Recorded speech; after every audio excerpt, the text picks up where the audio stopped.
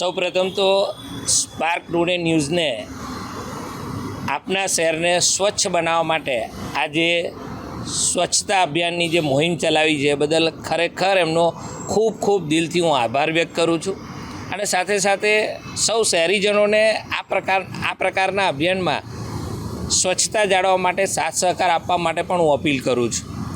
Corporation શહેરને સ્વચ્છ રાખવા માટે ડોર ટુ ડોર કચરાની ગાડીથી માંડીને બધી જે કંઈ વ્યવસ્થાઓ કરે છે, હું માનું ત્યાં સુધી લોકોએ પણ એમાં સાથ સહકાર આપવો જોઈએ. હજી પણ ડોર ટુ ડોર કચરાની ગાડી આવતી હોવા છતાં પણ રસ્તામાં કે સોસાયટીના નાકે જ્યાં ત્યાં હજી પણ કચરાના જ્યાં ઢગલા જોવા મળે છે. લોકો ગમે ત્યાં કચરો ફેંકે છે, એવું ન કરવું જોઈએ.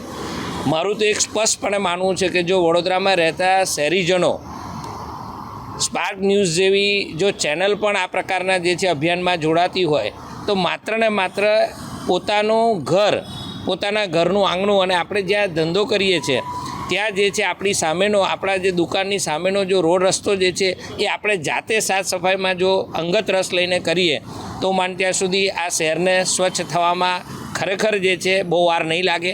સ્વચ્છતા આપણા આરોગ્ય માટે પણ જરૂરી છે. સૌ શહેરીજનોને મારી નમ્ર અપીલ છે કે શક્ય એટલું આપણા શહેરને સ્વચ્છ રાખીએ અને સ્પાર્ક ટુડે ન્યૂઝને આ પ્રકારના અભિયાન બદલ બનતો સહકાર આપીએ. સૌનો ખૂબ ખૂબ આભાર.